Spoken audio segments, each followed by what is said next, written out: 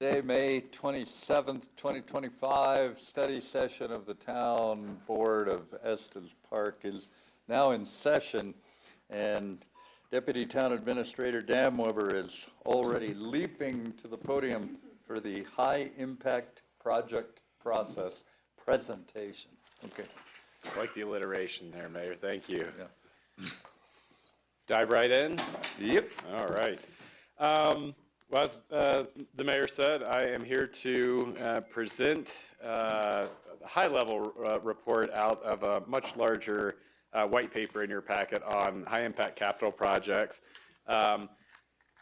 You'll recall that at a February study session, the Town Board asked staff to develop a primer on the process used, mostly for educational purposes, the primer part anyways, for high-impact capital projects, from when a project is first thought about through its completion, and develop recommendations for improvement. So what I'm going to do this evening is outline what our current project process looks like, demonstrate how it was applied in particular one recent high impact project. There are a couple different examples in the packet, and then share lessons learned and recommendations that we will have moving forward as we continue to do high impact capital projects, and really any capital project or possibly projects that are internal that might not have a high impact to the public, but that we can certainly learn from our experience through. In general, the project process involves 4 different steps, and again, I'll get into each one of these in more detail. Initiation and policy direction, really the inception of our project, and then direction from you all as elected officials on where to take that idea. Planning and design of a project, implementation and construction and monitoring. That's what we're getting to the tail end of right now with the Cleve Street project, for example, and then closeout and evaluation. So with respect to project initiation and policy direction, high impact capital projects result from identified needs in the community. They're usually projects associated with new infrastructure or replacement or upgrades to existing infrastructure required to improve or maintain services, and they often come in the form of road or utility work, or other such community enhancement projects, streetscaping, or it could be a large municipal facility, or could be even smaller municipal facilities like a restroom. The identification of need can come from just about anywhere, including the town staff from other governmental agencies, advisory boards, community members, and elected officials. Occasionally, grant opportunities may be available also that spark ideas for how outside funding can be used or leveraged in order to make infrastructure or other capital improvements that may not have otherwise been on the table. These needs are typically captured in annual updates to the Town Board's Aspirational Capital Improvement Program, the CIP, which is incorporated as part of the budget that's adopted each year. And that CIP, along with the budget that includes these projects, are as I mentioned, up for the Town Board's consideration at a public meeting, and they now follow the development of the strategic plan. Incidentally, you'll be taking a look at the provisional strategic plan later on this evening for next year. So once a need or potential need is identified, policy direction from the Town Board is required to proceed, and that typically begins with the strategic planning process. That occurs on an annual basis, and in recent years we've pushed that forward so that we can use the strategic planning process to better inform us as staff members developing a recommended budget for your consideration.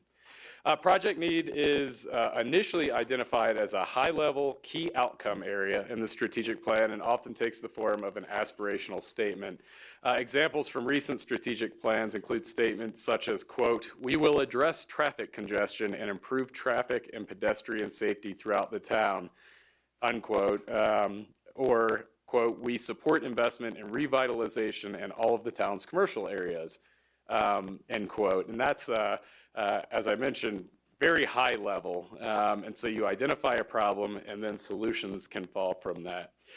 Based on feedback from staff and decisions made by you all as the elected officials, a solution to the identified need can be conceptualized and become a multi-year goal or a one-year objective in the strategic plan. And this is the point where a concept for a solution begins to really take shape in the form of a concrete project, and where the town board approves a particular goal or objective stemming from the higher level key outcome area. Once identified as a goal or objective, staff gets to work behind the scenes on more granular project conceptualization, scoping, and even preliminary cost estimation if we think we can do that, depending on what the project need is. Another source of need identification for projects are formal master plans conducted by the town, and those are often done in coordination with a hired consultant. I'll be speaking a little bit later about one of those plans, the downtown plan, and how the Cleve Street project actually stemmed from that. But other such documents that we have in existence include the downtown parking management plan, stormwater management plan, multimodal transportation and transit development plan, facilities master plan, comprehensive plan, Stanley Park master plan, and the Parks master plan, just to name a few. These are all instrumental in helping us identify needs because they illuminate where there are areas for improvement. And the development of each of those involves lots of touch points for members of the community.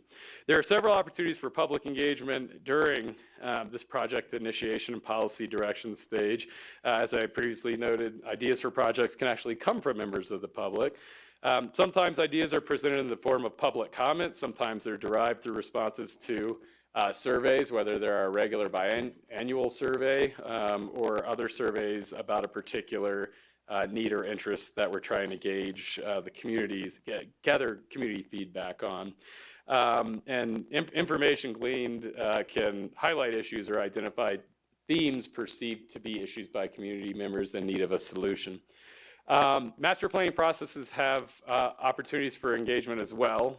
Usually those come in the form of facilitated public meetings. Oftentimes there are a series of those, as you're well aware, surveys, planning charrettes, things like that. And there are many opportunities built in the strategic planning process for the public to weigh in as well. This includes during the town board's initial discussions, usually held in the spring, during your preliminary affirmation of the strategic plan, which again, incidentally, will happen tonight, and when the final strategic plan is considered for adoption later in the fall. So moving to the planning phase, once a project is conceptualized and the decision is made to proceed, more formal kind of in the weeds planning begins. Depending on the project, some planning can take many years before actual implementation. I think with the Loop, that project began over a decade before construction actually began. This is often because of the need to engage the public, other governmental agencies, and other partners or stakeholders in planning, and also because larger projects need to be included in the town's CIP, which will involve recommendations for how a project can be funded. For larger projects, funding can come from a variety of sources, and that can add a significant amount of time to the planning stage, especially if you're waiting on a grant that you can't even apply for until the following year. This is especially the case when funding from outside sources requires certain studies or plans to be completed as a stipulation of receiving funds. So in some cases, if you even want to apply for a grant, you have had to do a certain type of study in order to be eligible to apply for that, and that adds time. Once a plan for funding is established, the more detailed project planning can begin, including project design and better cost scoping. For most high-impact projects, this step involves working with various consultants, engineers, architects, things like that, financial advisors in many cases, as well as the public and the town board to design and ultimately draft and evaluate alternative concept designs. Most high-impact capital projects have an iterative design process, meaning options are brought forth at certain points as the planning occurs. You all are familiar with the concept designs at 30%, 60%, 90%, and final design. You've heard a lot of our public works staff talk about that during your time on the board. Project cost estimates are updated at each step with the final project cost complete at either the 90 or 100% stage. And depending on the project, town staff may bring options, including a recommended option to the town board for consideration. That's another point where members of the public are made aware of certain decisions that will be before the town board and have an opportunity to weigh in.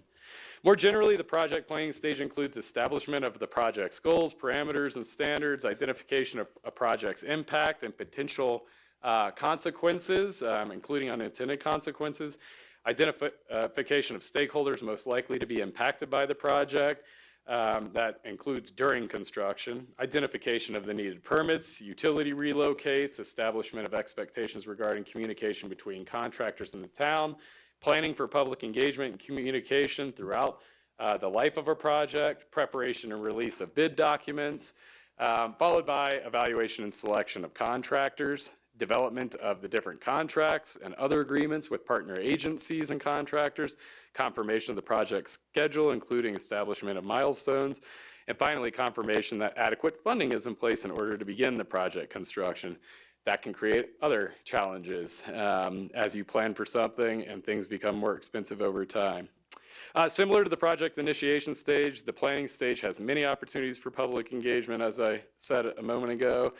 Public engagement can come in the form of facilitated public meetings, surveys, charrettes, all the things that I mentioned before in the initiation stage. And there are several points at which town board direction or decision-making is required. For high impact capital projects, there are usually dozens of opportunities for public engagement even before implementation begins. So at the conceptualization stage and the planning stage. Then we move to implementation and construction. This is the fun part where the rubber meets the road. Project implementation begins in earnest once the budget is in place. All those contracts and agreements I mentioned before are awarded and executed. And depending on the agreements and the preferred project delivery method, either the town or an agent of the town ensures that all necessary due diligence is completed. Land acquisition, for example, where construction might occur in the right-of-way, or other required work permits, impacted site review and testing. Like right now we've done geotechnical evaluations and environmental testing, for example, out at the fish hatchery site. Those are often required with larger projects. Information sharing with impacted stakeholders and coordination with other levels of government utility agencies, including utility location surveys. Once design and due diligence is complete, the project can actually commence. That's where shovels start going in the dirt. Consistent with expectations and milestones outlined during the planning process, progress is tracked and monitored with respect to quality control and time frames during the implementation phase. Because of the large scale and complexity of high impact projects, it's not uncommon for unforeseen obstacles or challenges to arise that may require the need for change orders and possibly adjustments to project schedules.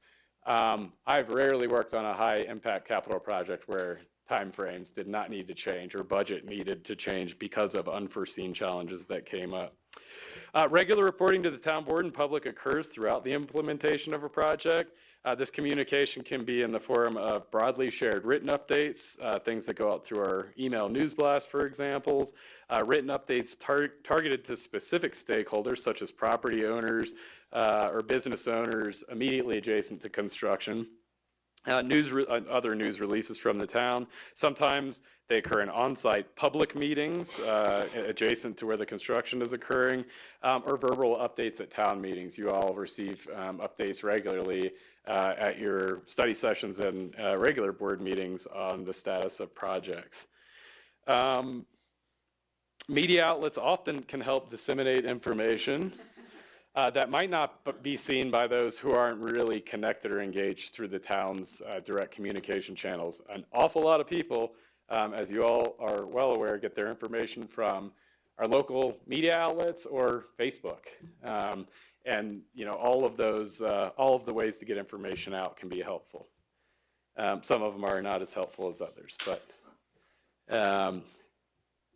that's mostly a rip on Facebook, not the media outlets, to be clear. You raise a really good point there, Jason, and I wonder if it is reasonable to expect that we can exploit that a little bit And I was having a conversation with somebody in town staff that was talking about another city, another department that really uses that to their advantage, where when, yeah, people are pretty quick to comment on Facebook, it's within seconds, it happens immediately. Is there a way to capitalize on that feedback and pick and choose the things that we as a town can do something with, instead of saying, well, Facebook is ridiculous, which is my personal position. Yeah. But it's good for my business, so I put up with it. Can we exploit that instant interaction with the community and do better with it? Yeah, and Town Administrator Mahalik can maybe chime in here if he'd like to. We have this debate often. I think it's different people have different philosophies. I personally like using social media to get information out, but not necessarily to engage. And you kind of hinted at this. Sometimes it's hard to determine what's real and what's not. Sure. Like, is this somebody saying something tongue in cheek as a joke, or is this serious? And different readers might think something is absolutely serious when somebody else thinks it's a tongue in cheek comment or somebody being snarky. Sure. And so it's hard to determine, it's hard to pick and choose not only what posts you may react to or provide information on, but within each post, individuals that you engage with or not. It could be a full-time job. It could absolutely be a I'm glad to hear there's a full-time conversation, job. but I didn't want to pin you down on an answer. But to hear that you're talking about it and are aware of it and maybe looking at the opportunity in it, I think would be a wise contemporary move. But thanks. Yeah, and we have partnering agencies that I've seen executive directors or other staff get involved, and I really have appreciated it in many cases, because when something gets put out there that's not a fact, you really want to correct it. I mean, sometimes even on my personal account, social media accounts, I have to tell myself, don't weigh in here, because a lot of times you'll go down a rabbit hole. And on the other hand, sometimes you provide a correction and somebody says, I had no idea, now I understand this thing that I didn't understand before. Yeah, and so it's really, it's a really a tough question. But I think really unless you have the dedicated staff resources to be monitoring and responding all the time, it can be very challenging. And it can be challenging even if you do have the resources. Thank you for the question, Trustee Eigel. So for the final stage in the project process, it's project closeout and evaluation. A project is considered substantially complete when it reaches the stage where it is sufficiently finished to be used for its intended purposes. There's usually some remaining items, usually referred to as a punch list, that still need to be completed, but the project can be used, and so it's generally considered substantially complete. Punch list items can be things like correcting minor deficiencies, fixing cosmetic issues that might not be up to our expectations or required specs, and cleaning up of construction material and debris. Final completion marks the absolute completion of a project consistent with what is outlined in the contractor agreements with the contractors who are responsible for completing the project.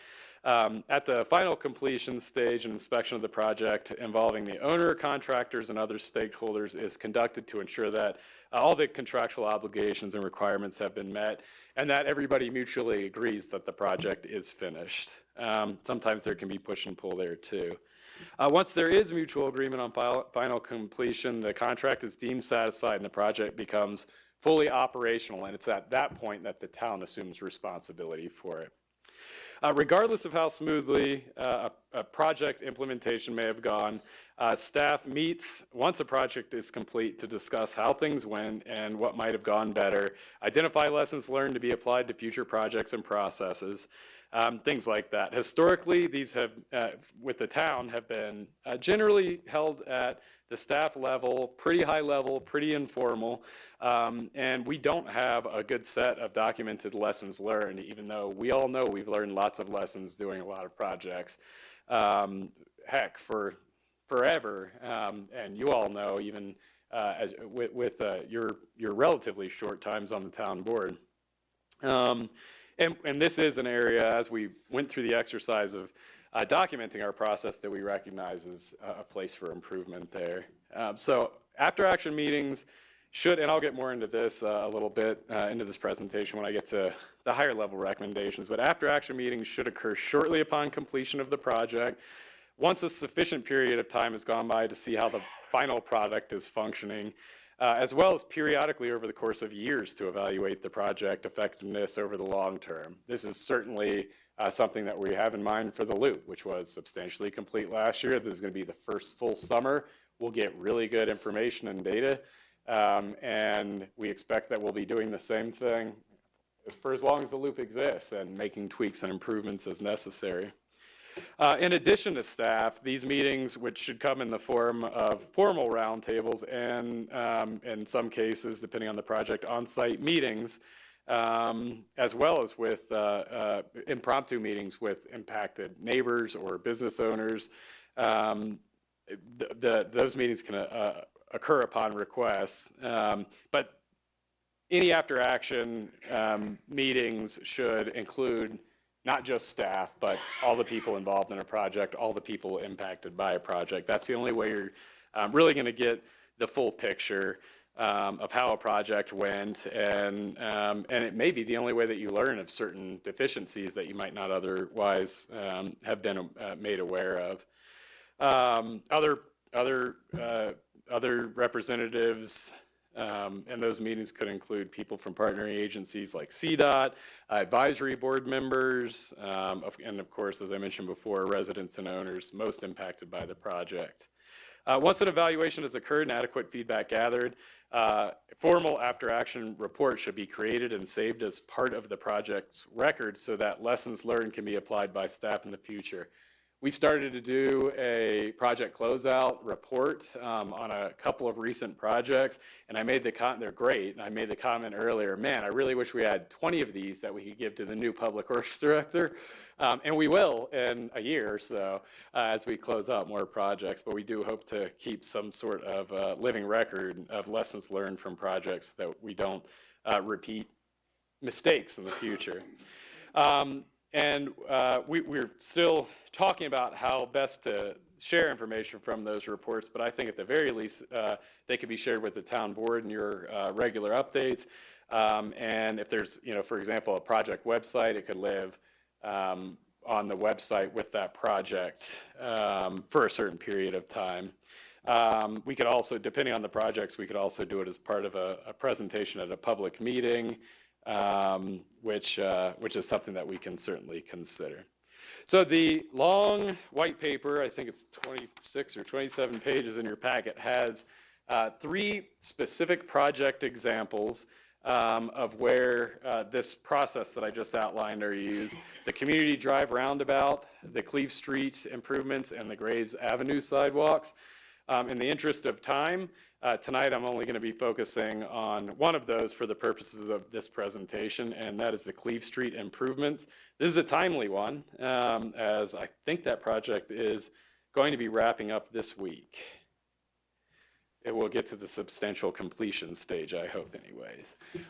So that project, a lot of people don't actually realize that it did not just begin last year. It really began in 2015 with the downtown planning process. That was about a 2-year-long process that culminated in the adoption of the downtown plan in 2018. I won't read all these bullet points here.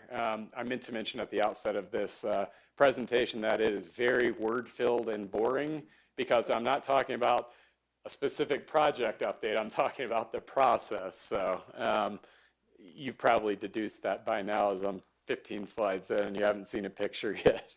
But this outlines all the touch points for the public to engage or when information was shared to the public from the town during the development of the downtown plan. There were surveys, there were meetings, there were workshops. There was a multi-day event that included public open house and interviews. Things like that. Ultimately, in January of 2018, the downtown plan was adopted. And I just cut out this mostly so that you had at least one picture, even though it's a picture of a bunch of words. in the presentation, but this is from January of 2018, where it envisioned a completely redesigned Cleve Street to serve as an integral layer to the downtown core.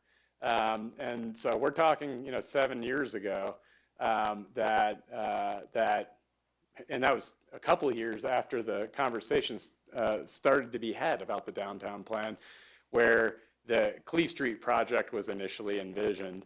And even got into some kind of preliminary ideas about planning and things like that. But the point of me sharing this is that the Cleve Street enhancements that are nearly complete now in the middle of 2025 first started to be envisioned 10 years ago in 2015. So with respect to the initiation and policy direction phase for Cleve Street, here is a list of different places where the town board was involved in reviewing information and providing policy direction to the town. Most of the things up here relate to strategic plans, whether it's key outcome areas or the more granular objectives and goals. But you can see here where immediately following the adoption of the downtown plan, there was an objective about developing options for upgrading, or I guess that's simultaneous with the development of the downtown plan. The 2019 strategic plan, which would have been adopted in 2018, included an objective about basically moving along with that project.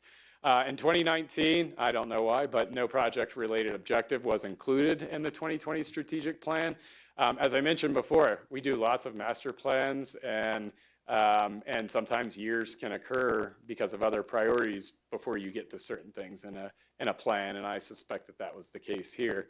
Then there's a series of years where there were more specific objectives related to Cleve Street, and again, these are all in the packet and the presentation, but I don't need to read them to you.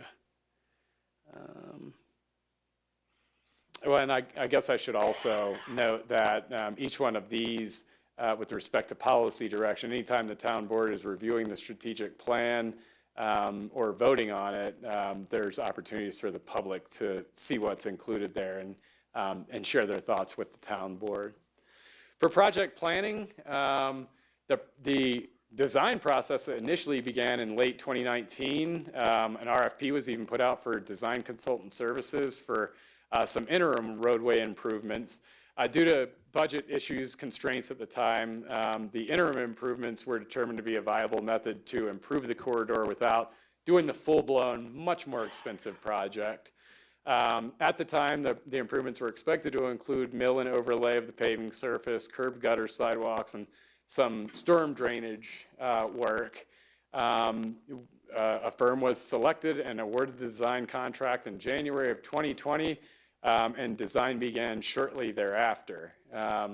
January 2020 is when I moved here and came to the town, and will remember it very fondly, except for that it was right at the beginning of a weird, strange time. And the pandemic did impact some of the work that we did, including on the Cleve Street project. Design and outreach continued to be paused through 2021 for a variety of reasons, mostly related to the pandemic. We also knew that we were going through the comprehensive planning process and thought there may be information gleaned through that process that could help inform the work that was being done downtown. In 2022, with additional funding in place, the design was restarted, although this time with the idea of doing the full-blown project in mind. During the planning process for Cleve Street, this is a list of the various opportunities for public engagement, or when the town shared new information with the public. And again, I'm not going to read all these to you, but you can see that there are a number of touch points with the community, whether we were having public meetings, putting surveys out, posting information to the website, engaging the Transportation Advisory Board, bringing presentations to the town board with different concept plans, et cetera. And then in June of 2023, we got to 100% design plans and a cost estimate that was posted to the town's website. Then we got to the third phase, implementation and construction and monitoring.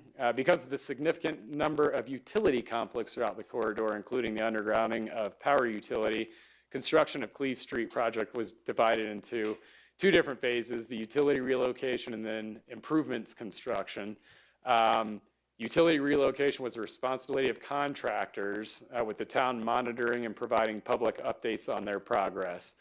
In September of 23, work by the sewer utility began and was completed relatively quickly. Then in October, relocation of the gas utility began. There were immediately delays with this work, as most, if not all of you will recall, some more than others maybe. As a contractor did not initially bring in sufficient equipment for the rock and soil conditions present in Estes Park. Basically, they didn't have the equipment necessary to adequately locate where there were going to be conflicts with utilities, especially in the duck bank there. In January of 24, in an effort to maintain forward momentum on the project, we put an invitation to bid out. Bids were opened shortly thereafter. We received a couple of bids. The lowest was in the amount of about $2.6 million. Notice of award was given. Signed contracts were received in February. There was additional internal conversation amongst public works staff and the town's inability to turn the project site over to the improvements contractor due to the delays with the utility relocates. So kind of a perfect storm of issues came to bear there in January. And staff decided to cease any further contracting effort with MCI for the Cleve Street improvements at that time. The signed contract was not presented to the town board for approval, and we opted to reject all the bids received for that project. I bring that up because it was a cause for delay in the project. So there were, even getting to January of last year, there was a series of setbacks and delays.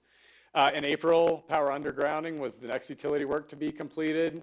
Due to gas line delays, only part of the corridor was complete before the beginning of a 4-month work stoppage. You all will recall that in the summer of last year, we were hearing from members of the public, particularly business owners, about pumping the brakes on this project after a difficult period of construction downtown.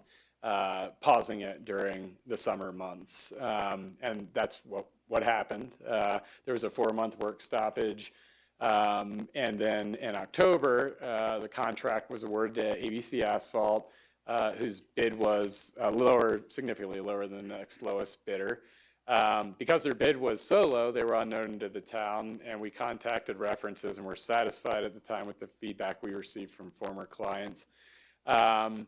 Also that month, given the complexity of the construction project and to supplement limited staff time and availability, we brought in another contractor to provide daily on-site construction management and observation services. Power undergrounding resumed on later in October in 2024 to the west half, while improvements and the construction improvements began on the east half. In November of 24, a public meeting was held on site with local business owners. At that time, the expectation was that ABC was going to complete work on the east half of the corridor and then proceed to the west half in the mid-December timeframe as predetermined. Soon after, it was discovered that a CenturyLink concrete duct bank that was initially believed to be not in conflict with the roadway construction was in fact too high along the majority of the corridor and would need to be lowered. This dramatically delayed the project again. The reason that issue arose was that there was limited potholing performed during design, and they did not sufficiently capture the actual vertical location of the entire duct bank. So ABC started to work on other areas, and the question of how to address the duct bank took a lot longer than, it was a surprise, and then it took a lot longer to address than we hoped for. Flash forward a month and then into, late winter earlier this year, There was uncertainty over the relocation of the buried duck bank and overhead cables that prompted the asphalt contractor to alter their work plan again. In March, TDS removed the conflicting power poles and overhead cables, allowing unrestricted access for ABC Asphalt to get done what they needed to get done. In April, we had another internal setback when our town engineer and project manager decided to retire. And then the project oversight had to be reassumed maybe, by the Public Works Director. Here is kind of a rundown on different public information and engagement opportunities. You all are aware that there were a series of on-site meetings. Project updates were regularly provided to the tab. Eventually, we got to a point where we were sending weekly project status updates to I think they went to anybody interested, but particularly to those most impacted by the project, the business owners in particular around Cleve Street. October 24 to present, those weekly website updates and email updates resumed. In November 24, there was another on-site public meeting held to inform concerned residents and business owners of the project schedule and talk about expectations and address any questions or concerns that we heard. At that time, a future neighborhood meeting was promised, which did not occur because of the inability for any of the parties to accurately predict when the overhead utility conflicts would be resolved and the west half of the roadway improvements would be complete.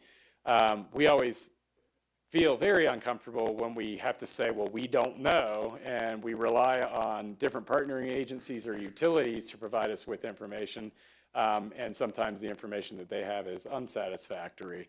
It puts us as staff, and you all as elected officials for that matter, it can put you in a bind because it seems like you don't know what's going on because you don't, and that's no fault of your own or staff's necessarily. It's because we're relying on other agencies or entities for information.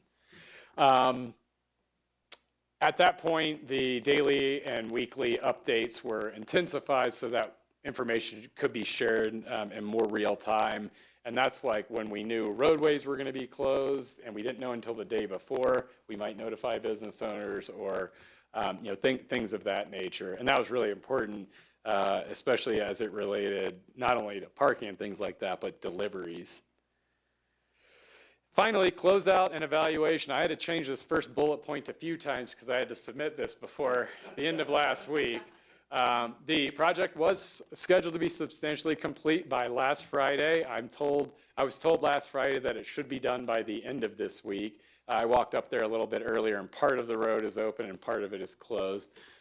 So I can confirm that it is not complete yet, substantially complete, let alone at the final completion stage. Our former Public Works Director provided me with a lot of this information, obviously, but this bullet point, he wanted to note that while the asphalt contractor has not performed to the high level that the town expects, they were dealing with a lot of their own issues, and their performance did improve over time. They had personnel changes and issues with subcontractors, as I understand, and they did what they could to get things back on track, including working longer days than they otherwise might have and on weekends in order to keep things moving along. In this case, we went with a low bid contractor. There's risk inherent with going with low bids. We generally do go with a low bid unless we have a really good reason not to. Sometimes that reason is based on prior performance of that entity. We've had some capital projects recently that were completed that were not exactly up to our satisfaction. They eventually got to be up to our satisfaction. But when we got proposals from that same entity again for other projects, we decided to go different directions. Many of the town's recent construction and reconstruction projects have been delayed by unforeseen utility issues. Former Public Works Director and the new one and I have started conversations about how we might address that moving forward. But you know, as we will never be able to determine what challenges might arise, we can't always determine where utilities are located. In some cases, there are pipes that have been in the ground for over 100 years. And I guess based on what they're made out of, sometimes they're harder to determine where they are than others. Things like that, issues like that can arise. Splitting projects requiring utility locates into two separate construction projects is, and these are kind of touching on some lessons learned from the Clee Street project, maybe a good way to do things, because then you can focus on utility work, you make sure that's squared away, and then focus on planning for project construction. Depending on the location of the project, it could lengthen the overall disruption to the public and increase costs because you have to work into the winter, for example. And sometimes you have to balance those trade-offs and make a decision. And again, there's always going to be unknowns. Utilizing town's resources to provide enhanced potholing prior to all town construction projects is something that we've considered doing. We shouldn't have to pay somebody to do a job that they don't do a good job of. And sometimes, especially lately, we've kind of felt like if you want something done right, sometimes you have to do it yourself. So this is, again, kind of an internal conversation we've had recently about utility locates, but it stems from our experience largely with this project.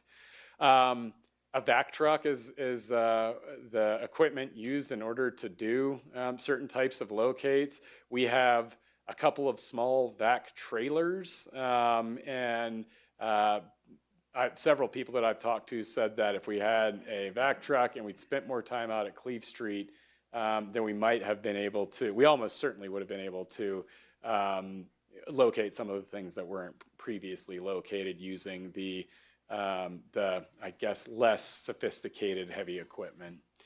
Out of curiosity, how much is something like a vac truck? Just spitball. I mean, I can Google it.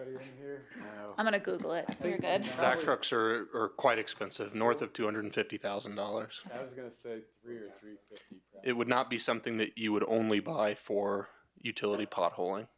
There are uses for stormwater construction and improvements. I would defer the detailed discussion of that to our experts in our Public Works Department.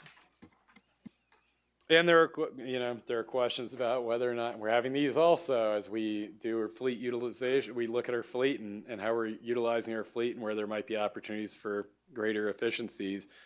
It might make sense to rent certain things sometimes. That's another balance, is the cost versus convenience sometimes. And it may make sense to rent some equipment and to purchase other equipment. All stuff that we're looking at. So to finish up the presentation, moving on to the higher level recommendations, I've mentioned a few times there's always going to be room for improvement when it comes to project planning and implementation. Even if planning on paper is perfect, the chances of running into obstacles are very high, and there will always be unforeseen challenges. Based on staff's review of our existing project process that I just went over and how we've implemented it, we offer a few recommendations focused on improving communication and efficiency, minimizing risk, and ensuring long-term success and stability of projects. These recommendations are things that we'll be talking with the executive leadership team about to make sure that they're aware of our lessons learned throughout this process and what expectations are moving forward. In my opinion, one of the most important ones is that the after action document that can live on, and so that we can learn from previous hiccups and mistakes.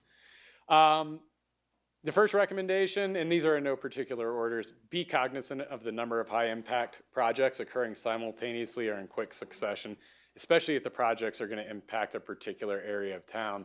you'll have heard us say this in the strategic planning process. You've heard Town Administrator Mahalik, conferring with staff about what's included in the strategic plan. Can we really do that? Can we really get to this? Is this too much?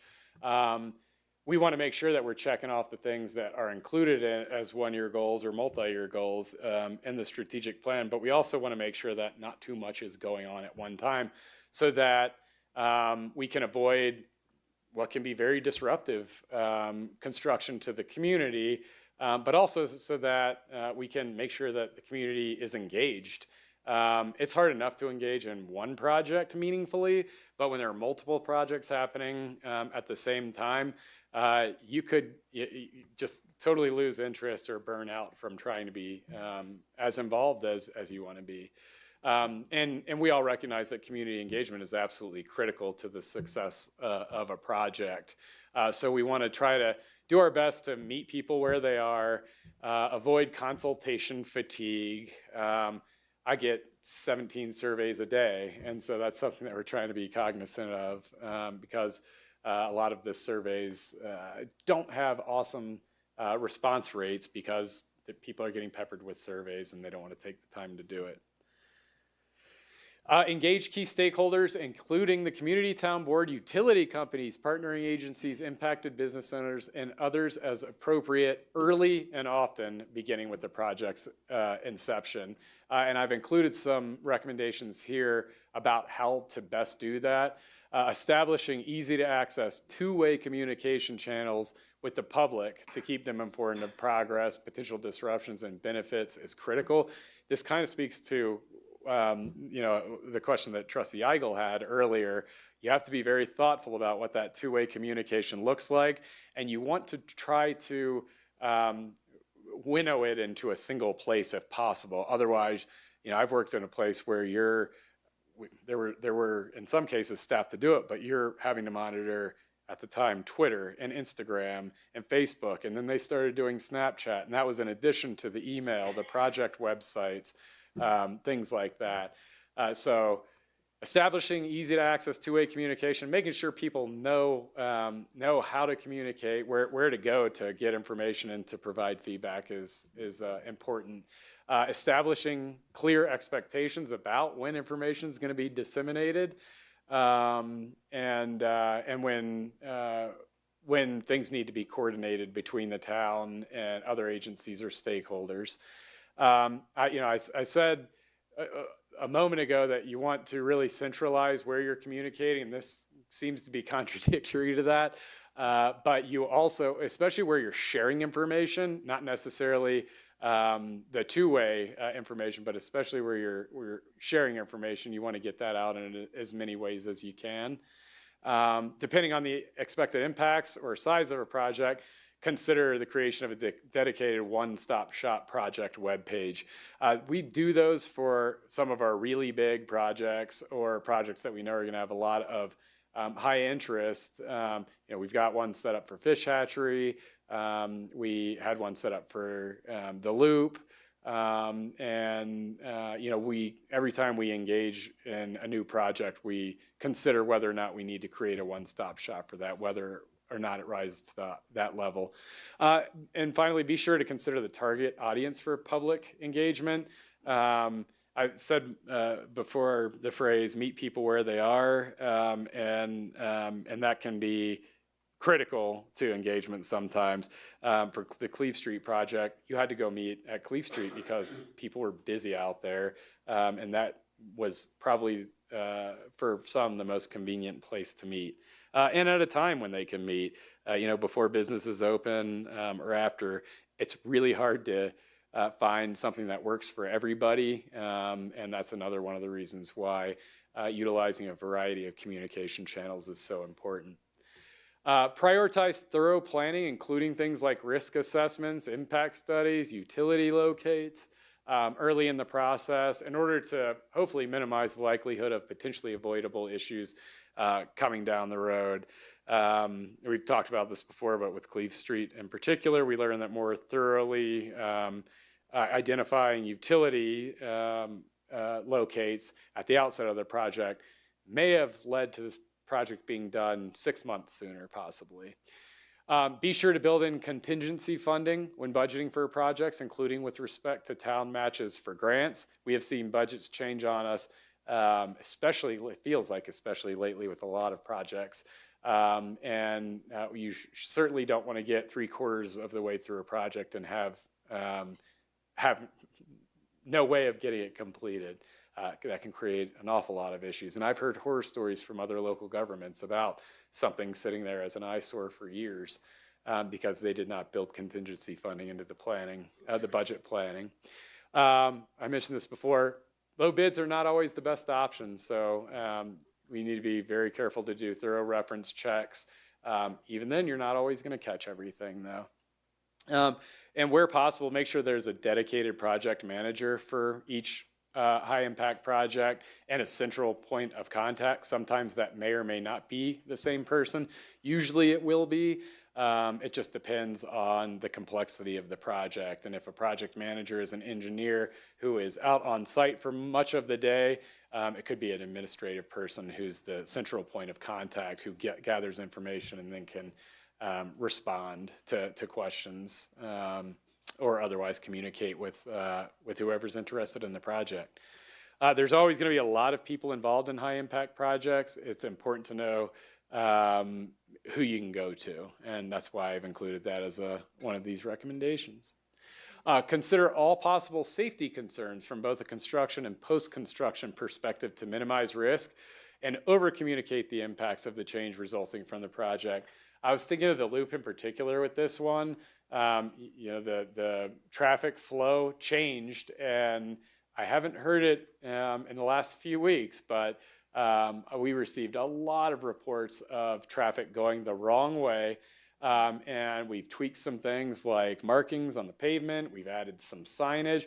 That's a balance also, because you don't want too much or too little. I cannot substantiate this, but I had heard of somebody complaining that there weren't enough signs indicating that it was a one-way road, and that person hit their mirror on a sign indicating that it was a one-way road. I don't know if that's true. But wouldn't shock me. And you can't, there's a term for it, but you stop seeing things sometimes when there's so much signage. And that's why we pay signage consultants what we do. I'll never stop suffering from sticker shock there, but it's because they know what they're talking about. They know what will draw attention and what people will, their brains turn off, and they don't see it. Another recommendation is to review internal processes related to contracts, change orders, and decision-making and spending authority to ensure efficiencies throughout a project process. This is a constant conversation we're having. You all, have a certain comfort level with what you're okay with approving that staff have signature authority for. And sometimes us as staff are like, oh man, we've got to wait 2 weeks before we get this before the town board, where if we had the authority to do this, we could do it now. So there's always going to be a balance there. And we do have provisions when there's emergencies to ask for forgiveness later, I guess is one way of putting it. When we have to do something that's technically requires town board review and approval, but there's just not time to make that happen. And periodically, we can call emergency meetings if necessary also. So the final recommendation, I've touched on this a few times, is to implement a formal process for project evaluation. At the outset of a project, you can establish, or when you're thinking about projects in the hopper, you can determine which projects will require that formal project evaluation. I mentioned before, we haven't established what those thresholds are. We're having conversations about it, but it's definitely something we're going to be doing. We've started to do and will be doing moving forward. I mentioned the points below the bold statement there previously, so I won't go through those again. But I did want to provide you with there are two different examples in your packet. Just a brief an example of a brief closure report that was done. This one is for the Parks Division Greenhouse Edition. Relatively small, but important project that had a concrete time frame and budget for it. There's a summary, the final budget position, notes about risks or mitigations, review of the change orders. I think that's a really important section. Lessons learned through the project closure, and then budget information. So you can easily see what the initial budget was and how things panned out over the course of the project, whether or not you came in over or under budget, how much funding is left over for possibly additional work that was value engineered out or that can be moved over to another priority project. So I've been talking for a very long time, and that's the end of my presentation, but I'm happy to respond to any questions that you have. I don't see former Public Works Director Mahonen, or a current Public Works Director. This is a weird period of transition where I had to get a lot of information from the former Public Works Director. So I may not be able to answer project-specific questions, but hopefully I can answer process-specific questions.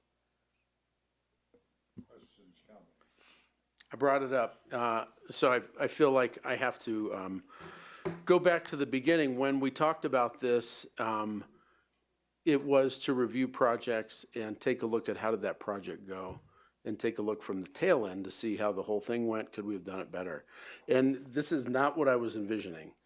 I think you've knocked this out of the park with a foundation of a study, really. This feels like a study where you have looked at that with such depth, and you have captured some of the very important parts of projects in this community that are important to the community and that we really do need to pay attention to. And they are all in here in depth, where this is a long report and you've been talking a long time, but this is a public relations issue.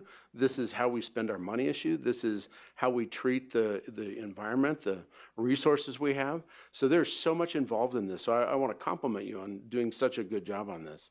I think that the reports in the end that will come out of this will be brief and it'll be a good look. But some of the really important things that you said, I wanted to call out. I'm very encouraged to hear that you are talking the talk about making a record, memorializing things that you think about as you review the project. It's going to be really exciting to see those actually happen and to have some type of a reference to say what didn't work in 25. Let's think about how we can do this better. So to Something see this, tells me you'll be interested to see the Cleve Street project closure well, report. I will be, and I have said, I'll be honest with you, when people say, well, how's Cleve Street? And I say, well, it's been a pile of an expletive inserted, and it has been a struggle. There have been a lot of things that have come up that could have gone better, but I see that you have captured just about all of them, and that it's a conversation. I mean, really what I want to see is that leadership in our community is talking about these issues, that people want to be heard. They want to know that there's an awareness that you're dealing with it and we can expect an outcome. And I think from what you've presented to us, Jason, I have no doubts at all that you are looking at the important details. So I want to really compliment you about the job that you did, and I'll tell your boss about it. He is aware that you took this and ran with it. You did a great job with it. So thank you for doing that. Future reports may be briefer as we look at individual projects. Sounds But good. thank you. Thank Yeah. you, Trustee Eigel. That's all right. We're all out of order today. You know, one thing I sat here and watched is particularly with your recommendation on the stakeholders, and it's extensive, but it also is, in my mind, really, really small. When you look at what I would recommend, and we haven't done this in a long time, is to make sure take all of our project managers and people working with engagement and bring back the SDIC training, the systematic development of informed consent, and the second part of that, the CPO, the citizen participation by objectives. My CPO manual, which covers this, is this thick with different opportunities and different ideas and different subjects and ways that those assign to every project, because every project is different. You've got different potentially affected interests, different needs. And I know we haven't done that in quite a while. I have not heard of that first acronym. I've heard of the second one. You haven't heard of SDIC? I don't think so. Oh, bring it back. I'm Googling it later. Yeah, I can help you with that. There are two things, at least in my career, that were, I think, the most important things that I ever dealt with. One was policy governance, the other one was SDIC, far above anything else. And I think the SDIC training is now available online. I always made sure all the staff had the basic SDIC training, and systematic development informed consent is the Bleiker's process, which is all about citizen engagement and how to do it and how to make sure it's effective. We can talk offline sometime about that, but everything I saw here was we need to do more of that, and you need to reinforce it. You need to do it over and over again because we get new people coming in and forgetting it. So please look at that. It's the Hans Anonymous Bleiker. It's Jennifer Bleiker that runs it now. Okay. Institute for Participatory Management, I think. But that would really give a lot more and researched background into recommendations and how to determine what techniques work in what situations and when, depending on the project, depending on the potentially affected interests, and depending on the timeline you've got. And it sounds like that's for project managers, public information folks. Exactly. Okay. It's actually really good for elected officials too. Elected officials. Gotcha. I had every county commissioner I ever worked with go through that class, which was sometimes tough to do because it was a 3-day class, full time. But we did it, and it got ingrained into the system. And we did it, I think, once here. You remember, Greg? If we did. I know we did one training early on, but it's time to bring it back because we have a lot of new people. So we can talk offline, but I really encourage that. Wow, I'm impressed. You know, I remember when Trustee Eigel suggested this and we decided to do it, Travis asked, well, do you want to hire a consultant for this? And we did not. And I think that was a really wise choice not to hire a consultant. You know, partially because you're here, you're connected with everybody, didn't cost additional funds. And I am really impressed. 26 pages is a lot to do and very thorough and comprehensive, and I compliment you on that. It's really good thing to do and a good experience for all of us, I think, to go through it. I do have one question that's sort of unrelated, and that is based on that. Obviously, this was focused really on public works type projects, and in which you always have to hire a bunch of experts, simply because a town staff cannot be expected to have all that expertise in-house.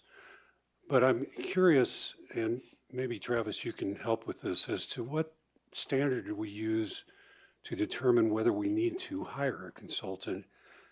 Because, consultants are more expensive generally than using your own staff, but you do it because you gain some insights that you wouldn't necessarily have internally. There are reasons to do it, not suggesting we should never do it by any means, but that evaluation of the cost benefit of having a consultant, because, and it's not limited to public works. We've had consultants in all kinds of things that have a high impact, but not in the sense that these projects do. They're different high impact. So I'd like to have some sort of discussion about how we go about making those decisions. You wanna? Yeah, we don't have a formal process. I would say that our default is in-house staff, and we engage consultants when there's either a specific expertise that we don't possess in-house. GIS is a great example. We could go out and stand up a GIS department, hire 3 or 4 GIS people to do what we need to be done, or we could contract, like we do, with a GIS consultant that can, on a case-by-case basis, help us with specific projects. The utilities makes high use of Envision GIS, who's our GIS contractor, to effectively do what they need to do without having those ongoing staff costs in the budget. A lot more flexibility there, a lot more expertise that you can access versus hiring in, 1 or 2 or 3 people. The other time when we hire out and contract out for consultants is when there's just not staff capacity. When the project is so large that staff capacity alone can't deal with it. Great example of that is the development code update. Sure. That's something that our staff is technically capable of doing, absolutely. I would trust our staff to do that. Can they do that and keep the day-to-day operations of the planning division and the building department going? Probably not. So that's when we bring in folks from outside. And then the third use case is when there's benefits to getting a expertise that's engaging on these issues in many different communities and has a toolbox that's built over all of these different interactions. They've been able to accumulate in 10 years what it would take an individual person a century to accomplish. They can bring a much bigger team and a lot of variety of experience that it's just impossible to hire and keep on board. So kind of in a related vein, you always have to subcontract things, and a consultant is just a different type of subcontract.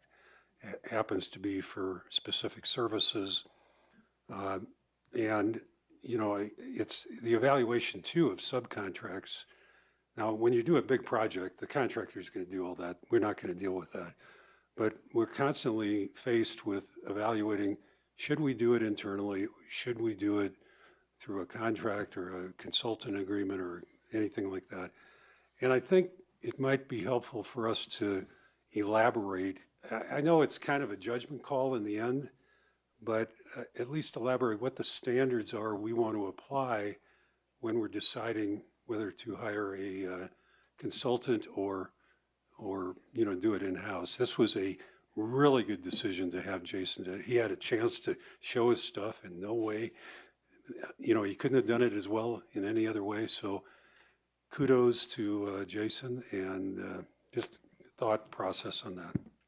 Thank you, Trustee Brown. One thing that I would add to what Town Administrator Mahalik said that just popped into mind because we had a kickoff meeting today is we may use a contractor if we know we might have blind spots and we need an outsider to come in and to evaluate the landscape and tell us what's what. In particular, today we met with a IT assessment consultant who do penetration tests and things like that to see where your security vulnerabilities are, to see where your infrastructure, Mayor Hall's very well aware, I think, probably of those processes. But it's probably something where, you have the technical capabilities and skill set on staff, but you might. You don't know what you don't know. And with IT in particular, things may have been cobbled together over the course of decades, which is absolutely the case in this building. And sometimes you need other people to come in to help you determine what's no longer useful or where you need to replace certain things. Being cognizant of our remaining time and two topics. First of all, terrific job. Thanks, Jason. I think this should be used or given to new board members at an orientation time. It's a very good document for seeing stuff. It makes very clear the public engagement opportunities on certain projects. They're very numerous, and that's a good thing to know. And the challenge of utilities, having been only really involved in Cleve Street in the last year, it seems that Litany is aware, fully conscious, and looking at ways to address that on future projects. So awesome stuff. Thanks for the report. And I have no other questions. I think we can move forward. Thank you. We have the revised policy 671, management analyst Simpson, outside entity funding. Sorry, didn't read the whole title. Good evening. Get this pulled up here.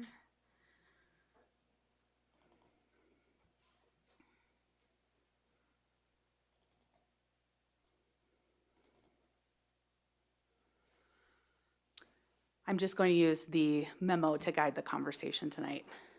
So we have a number of staff recommended updates to policy 671, which is outside entity funding. And we will jump right in. So base funding, The first recommendation is to remove the Estes Park Housing Authority from the list of entities eligible to apply. And Trustee Lancaster pointed out in your packet, the red line policy 671 does not show that struck.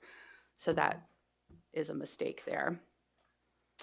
And then next would be to add Estes Park Senior Citizen Center, Inc. to the list of entities eligible to apply per the February study session.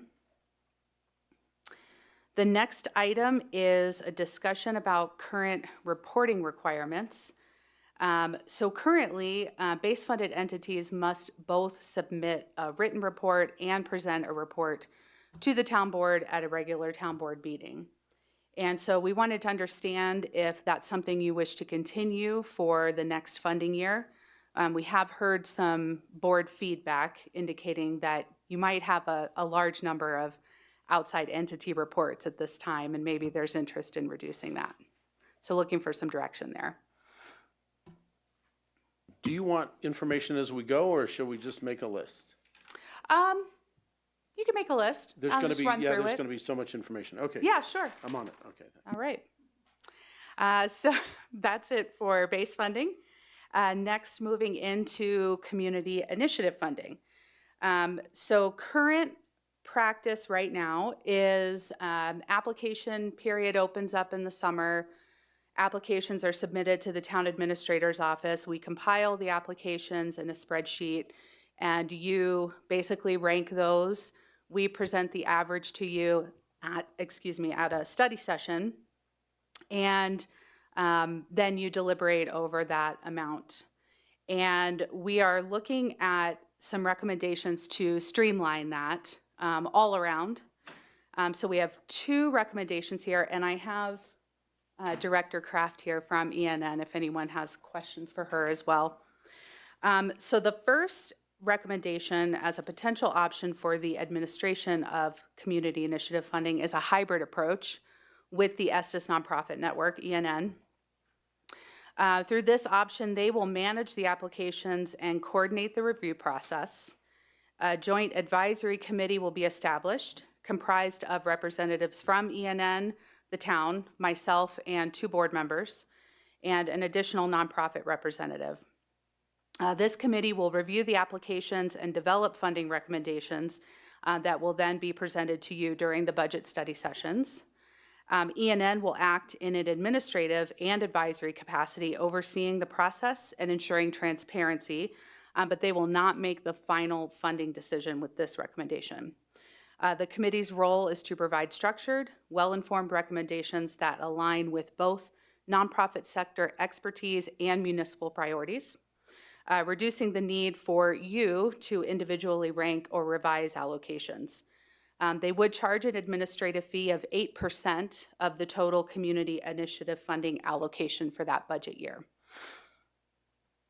The next option would be a full funding approach with ENN. So following budget approval in late 2025, the funds that are allocated for community initiative funding in 2026 will be distributed to ENN in January of 2026. The application period will open early that year, and then the applications will be sent to ENN for review. A joint advisory committee would still be established, comprised of the same board makeup. And that committee will review applications and help guide the funding decisions.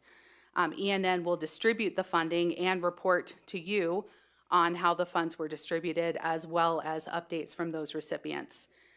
With this option, they would charge an administrative fee of 10% of the total community initiative funding allocation. And then the last update is on our event sponsorship funding. So the current practice for this is that applications come in and then they are taken to the executive leadership team for discussion and review. It's a $7,000 pool currently, and applicants have a $1,000 limit for event sponsorship. We do see a lot of the same applicants over the years for typical events here in town. So we're looking to streamline this. So the town administrator or designee, which is currently myself, would review all funding applications and evaluate the criteria.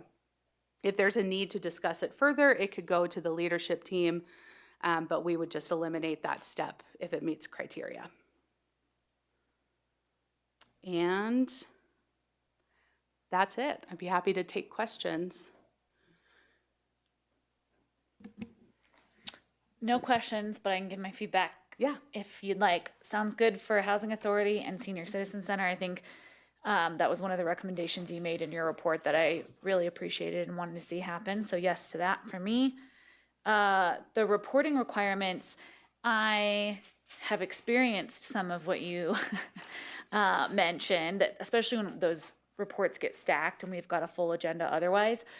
But I do think it's helpful to have those organizations in front of us, especially when we have specific questions about certain projects, or it just gives us a chance to kind of present community concerns in that public way. However, I think it would be helpful if we directed those reports to be, and that a byproduct would be they'd end up being more succinct, but direct those reports to be just about the use of their funds and what, maybe it's a lot of the times we're getting the same kind of background on the organization, the same kind of like, here's my board makeup, that kind of thing, which can be helpful every once in a while, but if we're seeing it every year, it becomes redundant. So if it was something like, a quick slide about the organization, and then here's exactly how the money was spent and what it allowed us to accomplish, to me, that feels more relevant to us identifying if it's accomplishing municipal and community priorities. So if there was some, if it became less about what the organization generally does and more about what our specific investment can accomplish, that is of interest to me. And I don't know if that'd be possible, but I think that would help us be more succinct and give us a good snapshot of ROI of our funds. Okay. And then for the community initiative funding, my preference is for the first option to start, the hybrid option. And I think that's purely to give us time to see how that process would work. It protects ENN a little bit by keeping us still at the table. It helps us keep those priorities at the top of our list. It continues to keep the trustees engaged. So I think that seems like a natural intro to me. Certainly if the rest of the board's direction was to go with option 2, I wouldn't be super resistant to that. But I think the first option is a nice, let's see how this might work, and that would give us some feedback. And then no feedback on the event sponsorship. That sounds great to me. Thanks. Thank you. Yeah, my first reaction was exactly the same thing. Let's try it out with a hybrid, and then maybe we can go the other. Then I kind of lean the other way because it is $30,000, and it certainly is clear to do that. But either way, I'm fine with it. I do like the idea of using ENN. One of the things I had a conversation with someone else today about this, about the Estes Park Community Fund and the community NOCO Community Fund is also doing funding of groups here. And they have some restrictions on them, or some countywide rules that I think are too restrictive for us. But it would be nice if there was some at least communication and discussion between the two to make sure we're not either to fill gaps or not to have overlaps. Because they're both doing the same thing. It's community funds that are going to nonprofits. They get individual requests for things. I think Cato's involved in that committee as well. I can speak on. So I don't know if you want to comment on that, but I would like to see that there is some coordination between those two, because we got two organizations right now kind of doing the same thing. Be nice to have them augment and work in a synergistic fashion instead of maybe overlapping or having gaps. So that makes sense? Yeah, absolutely. So I do sit on the Estes Valley Community Fund Committee from the NOCO Foundation. We have a pot every year that we can pull out from to fund usually around $110,000 per year to community foundations. Their funding model has switched. I think this will be the third time in the last 5 years, but I think they're sticking with it now. Mainly it's based on their intersections report, and where they align funding for nonprofits is based on their intersections report. So there's a couple of large grants, like $20,000 that goes, or it can be up to $50,000, goes to a certain nonprofit working in some defined areas. And then there's smaller grants that are $5,000, I think $5,000 or less. that can then serve more of the Estes Valley, but there are restrictions in terms of funding. So I think one of the advantages of having the community initiative funding being brought over to the nonprofit network is that we do sit in the spots of, we know where all these different local funds are going and where there's restrictions and where there's not, and where there are gaps of, you know, this sector is getting $0 because of new funding models.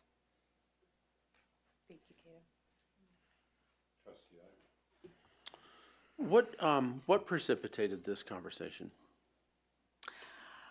Well, we were looking at some updates to basically streamline the processes. And with the community initiative funding, having to go through and make those allocations might be more time than the board wants to spend on that one particular piece of funding. So we thought we would bring this recommendation forward. We've actually had a few different models to distribute this funding in the past. We have had a committee before. It was an internal committee with a couple of trustees. So just bringing forward another option. Okay, so it wasn't a massive outcry of we are not dealing with this anymore, because I think this is an opportunity actually as a trustee to be responsive to the community who has elected us, to listen to their needs and to be able to provide something if they make a great case. So I'm not bothered by the process of listening to requests and then making decisions with other elected members of the board. I think this kind of,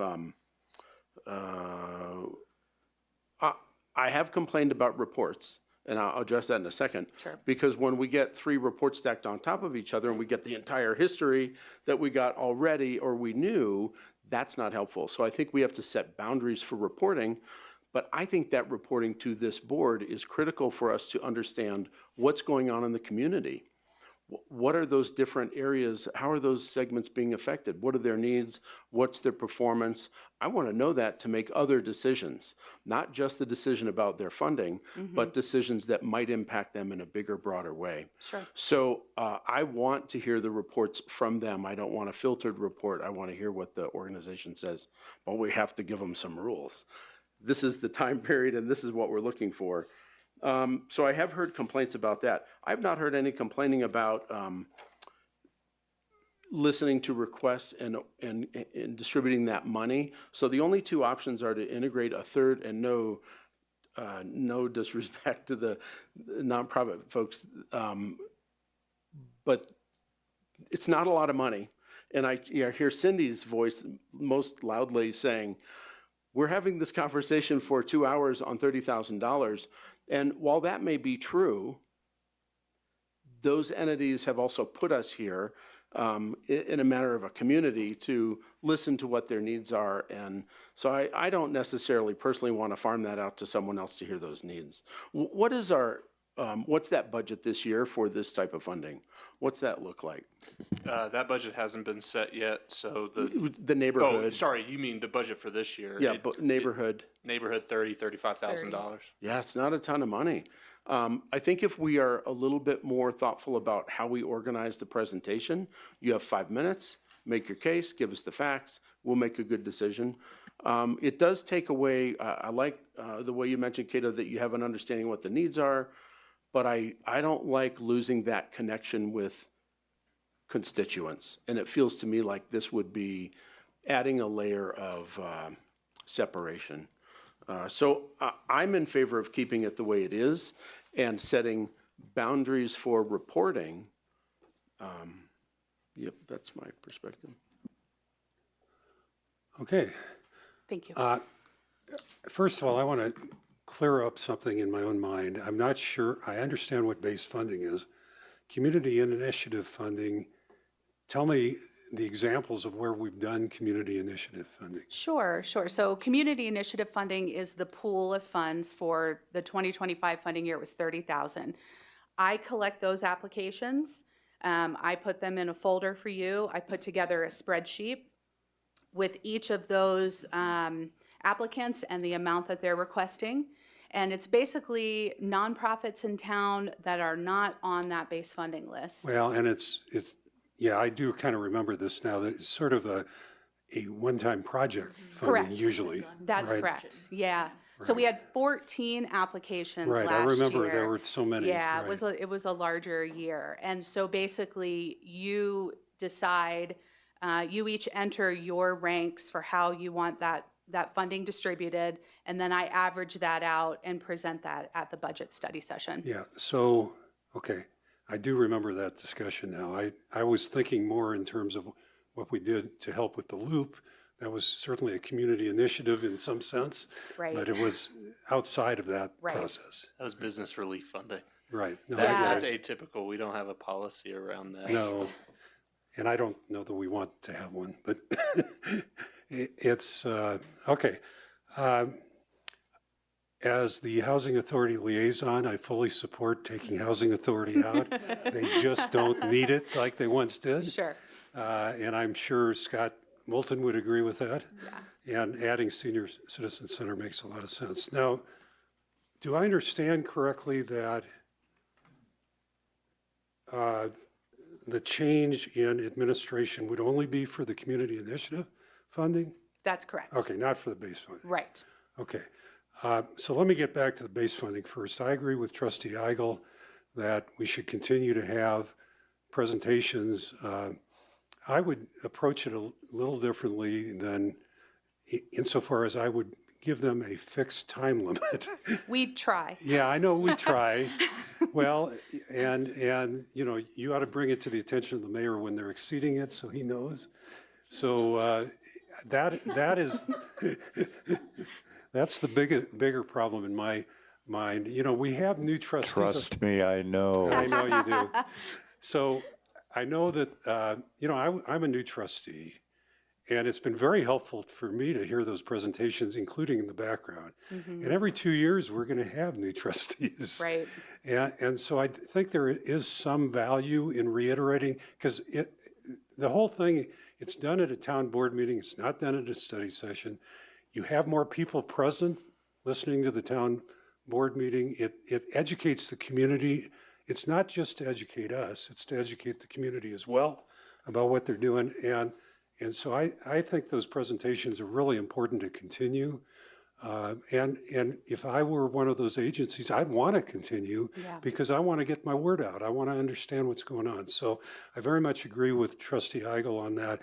I think that, yes, it's important, as Trustee Hazelton said, to focus on the use of the money and what we should require that of all of them, but I don't think we necessarily limit it to that. It just seems like it serves a function beyond just funding, is my point. And it serves an important community function appearing at town board meetings. So in terms of the community initiatives, you know, I guess if we're paying a fee to somebody, we have less to allocate to. That's one thing. Now, I understand that there's value to that because then it saves staff time as well. And so I'm not sure I even have an opinion on that at this point. It just seems like I would be careful, and it kind of ties to that whole thing I was talking about earlier about subcontracting and issues of hiring consultants. This is such a small number, if it's just the community initiative funding, that, you know, it's not an unreasonable request to get a 8 or 10% commission on that. I certainly get that, but it does require us to rethink our budgeting of money for that as well. I would think the need is going to be there or greater, and so I don't know. I just, and I do think the genesis of this is we were just all frustrated as a board about the amount of time it took for such a small amount, and some of the applicants that made no sense to be applying because they weren't really local at all. So I think that was probably the genesis of it. It was just sort of like, we're kind of, do we really need to do this? And, you know, maybe tightening up the requirements for application might address that, as opposed to And really, whether we farm it out or not, I think that might be a good thing to do. So those are my thoughts. Thank you. I had just a couple other small comments. One, along those same, I said before, coordination. I was on the United Way board for a long time as well. And they do funding of these too. So that's another one, coordination or at least communication for this. And the other, this may be pie in the sky, but I know we want the nonprofits to be doing the work they're doing to create the community. And I know from the United Way applications, there were some that just dropped out because it was so onerous to apply for funds and you weren't getting that much anyway in the town. It would be really nice if we could come up with a standard application that could go to the community foundation, to the United Way, to us, so these nonprofits could fill out one form with basically, they all ask for the same kind of information. It's just in different orders in different places. And I see Cato nodding her head back there. It would be really nice if we could agree on something and have a standard funding request, and maybe we could be the catalyst to get these other organizations on board. So these organizations just have to fill out one form and with some minor changes and submit it to all the funding sources and spend their time serving people instead of filling out forms. The EPHA, right, take it off, senior citizen, absolutely, great to have it there. When you tempted us with just the written reports, I had this moment of, gosh, wouldn't that be nice? And yet, I really like what Trustee Hazelton said. Show us the impact that the dollars we gave you in base funding made. That's the most important. That should be 90% of the report. A little bit of background's okay, but that's where we should head with it. So I still think having them in front of us is a good thing. On the community initiative, you know, we had so much varied opinion with this particular board last year, and a couple of us were doing it and doling it out for the first time, but it amazed me at the differences of opinion even amongst that 30. But it is important. Some of those, that's good dollars for those agencies, whatever they're taking. Maybe it's symbolic in a way, but I think we'd lose some of that interaction by not being front line and doing it. So I agree with, I think Trustee Eigel said, let's go ahead and go through that session again. We'll probably be more streamlined at it this time around. I kind of like that. The event sponsorship, absolutely. The town administrator designee, great idea. So there's mine. Okay. Any other comments? Do you have? Well, yeah, we have a whole nother topic we have to get to, but yeah. It'll be like 1 minute. Okay, 1 minute. Thank you all.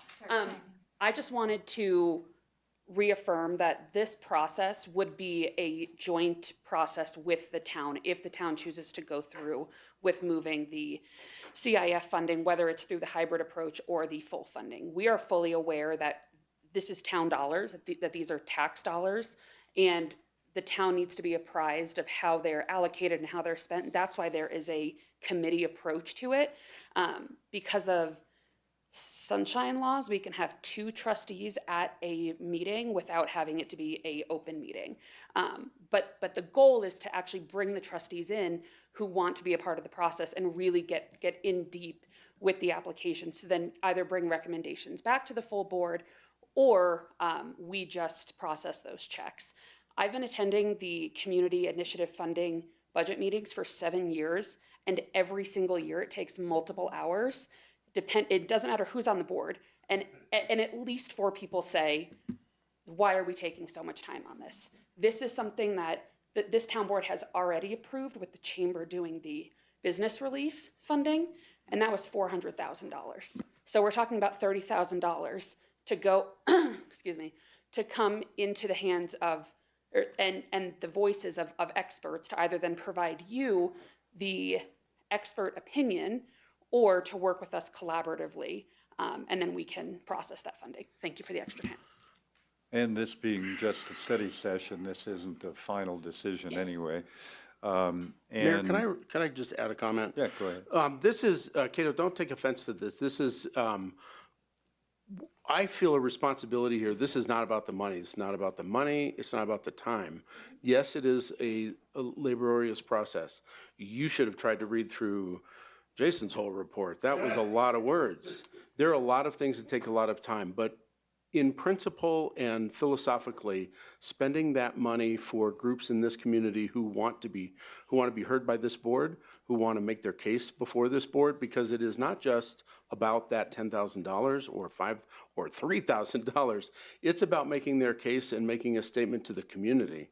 And I think if there was a formal, like a complaint from the board that was saying, hey, we're not doing this anymore, that would be a really good opportunity to collaboratively work to figure out how we can do it with just 2 trustees. But I want to be part of it. I want to be part of the conversation, and I want Kirby to be part of it. I want to hear what Frank has to say.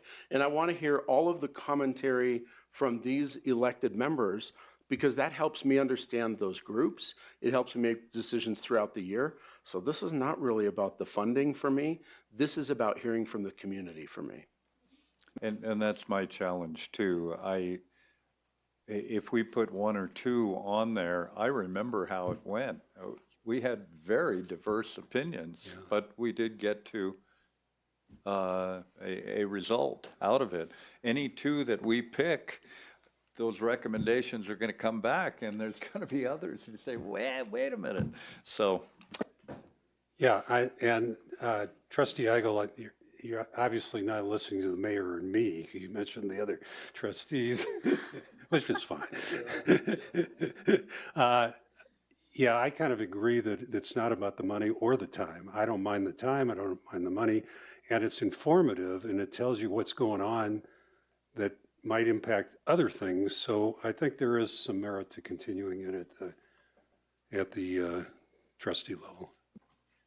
Very quickly, just to clarify, we're just talking about community initiative. Those agencies do not come before the board. They just submit an application. We look at it independently, and then we discuss it in budget study session. Just want to make sure that everyone's on the same page there. and there's 2 trustees not here tonight. Yeah. And I think they would certainly bring their own various opinions to it, which is good. Maybe we'll have a fully populated board when we come back with an absolute final on your programs for the future. Any other questions for us? I think we're good. You probably have the information you need. I just didn't want to get lost that part about maybe tightening up on the application stuff. Because we did have some, we had some entities that were weren't even in Larimer Yeah. County. Well, That to me, when they went right off, scratched them right off. I mean, they did in their application serve the Estes Park community, the Crawford Advocacy Center, and then the Climbing Center in Boulder. However, we have often discussed this gray area regarding the taxing districts. In reviewing policy, the policy is pretty clear on the eligibility. So I do expect that you probably will see fewer applications this year. And that is on, that's on us. I just had it here. I saw that in your report The- about that. Trustee Lancaster, the speaking from many, many years ago, the CIF funding was intentionally extremely broad. Right. To the point that the elected board at that time wanted to keep it at such a level that anybody could apply for it, regardless of whether they were officially organized or not. I think there was an idea early on that this could be a loosely gathered group of citizens that have an interesting idea and want to submit for some help. So we've tightened it up, we've loosened it up, we've kind of done a dance on this one. We can always add more restrictions to who qualifies. We could add, you have to be headquartered in the Estes Valley, something to that effect, to try to cut down on the number of outside entities coming in. I'm not anticipating we're going to see significant growth in that in the future. They're just a couple with quite the stretch, I think, this last year. We all agreed on that. So the current eligibility requirements are any entity or group serving the Estes Valley, except those groups receiving base funding, other taxing districts and organizations that exist for the purpose of providing financial support and/or fundraising for other taxing districts. So I think that is pretty clear on some of those that applied last Do you have to year. be a nonprofit too, though? Nope. It Thank grew. you. Yeah, it was intentional that you don't have to have a specific nonprofit status. We have not had any residents come with a group to say, but the community garden was a great example. I think it started before it was a nonprofit and they wanted some assistance. And I think that was the one that was cited when we created the policy, if I'm remembering correctly. Well, it takes a while to get that nonprofit status. Sometimes when they're starting up is when they need the money the most. Got it? Got it, thank you. Thank you. Town Administrator Mahalik, we've painted you in a corner with the Visit Estes Park IGA update. Quite all right, Mayor. I think at this juncture, we're at a very high-level discussion. The county commissioners have briefly discussed what we'll discuss today at a administrative matters meeting. Not a lot of detail. The goal is to come to some general sense of what direction both boards want to head in terms of what the IGA amendment should look like. Then Attorney Kramer, County Manager Volker, and County Attorney Rousseau and I will get together, make a new draft of the IGA. We've been doing addendums for a number of years, and we kind of want a clean document and bring that back to the board for feedback at one more study session before finally, hopefully, bringing a unified copy to each board for adoption. So based on conversations that have been had up to this point and some further analysis at the staff level, there are a number of initial thoughts that we have, starting with one that I think everybody has agreed on, which is eliminating the rule of 6, where you treat the bodies as one body and 6 members of any body can terminate any of the Visit Estes Park board members. Of course, as we've discussed, that creates some policy governance issues. A minority of the town board could make a decision that disagrees with the majority if they had all of the county commissioners, and vice versa. Not a good policy-making decision for this body or frankly for the county commissioners. We've heard both boards very interested in changing that so that only board members, a board could remember its appointees with a simple majority, not each other's appointees. I think that will also keep things cleaner from a town-county relationship. County Attorney Rousseau had I think an elegant idea to address some of the other concerns and discussions that have been happening, and that's a rolling transition to a 5-member Visit Estes Park Board as current appointed members' terms come up. So effectively, appointed members would serve out the remainder of their term. At the end of their term, either they would, that position would not be filled, or if we're down to 5, the town would appoint 3, the county commissioners would appoint 2. The intent at this point, or what we've discussed, is that 2 town board members would be on that board with 1 at-large member that the board appoints. And then for the county, 1 county commissioner would serve, just as a serving seat, with 1 at-large position. The county has expressed some interest, given the source of these funds that Visit Estes Park administers, that preference be given or a seat be reserved for those at-large seats for lodging interests, so that you're engaging the stakeholders that are most impacted by the lodging tax in the governance of that organization. As a corollary to that, and we've discussed this at a very high level, it was part of the 2017 discussion, the idea of converting or creating a marketing advisory board that would be more specifically focused on the marketing piece of Visit Estes Park. That would report to the Visit Estes Park Board. There would be a chance for those members of the Visit Estes Park Board that are reaching the end of their terms to convert over to the Marketing Advisory Board if they want.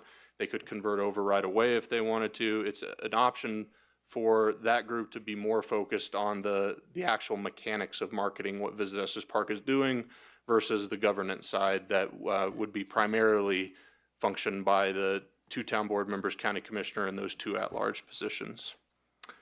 Adding additional details to what's required in the operating plan, specifically around budget, a policy bylaw compliance report. So each year, a confirmation from the Visit Estes Park Board is constituted that we've adhered to the bylaws. If there's any exceptions, here's what those exceptions are. Here are our policies generally stated, and here's a attestation that they're up to date and current. And then the final one is a confirmation of an annual chief executive officer evaluation. Some discussion about adding language in to forestall potential future issues that Visit Estes Park will not act inconsistently with disaster operations, whether at the town or the county level. If there's a natural disaster going on, making sure that those communications are unified and that we don't have two different communication styles. And then lastly, just some other, as they come up, potential cleanup items, nothing substantial, but little items here or there where we come across them and think they need some cleaning up. County Attorney Rousseau mentioned a couple of them, and I did not take sufficient notes to remember what those were, but they're not substantial from a policy-making format. It's just cleanup items. Some of that is things like when are these reports due? If we head in that direction, how does this all align with the 6E monies? When we're combining these addendums, how do they all combine together? Things of that nature. So that's effectively where we want to engage with the board at this point. What you think of the general starting point, concerns, questions, things that I should take back and Dan Kramer should take back to the county for further discussion before we bring a draft edit to the IGA forward. First of all, we're not having any natural disasters on my tenure, so you can leave that. I'll make a note of that, man. Yeah. I won't say that in the formal board session, though. I don't want that in the media. So while I don't like the proliferation necessarily of more boards, more bureaucracy, there is a reason to what that design is. What would be the authority of that marketing board? I mean, the governance board would be the same as it currently is, correct? The CEO of VEP would report to them, and they'd manage the budget type stuff. What authority would the marketing board have?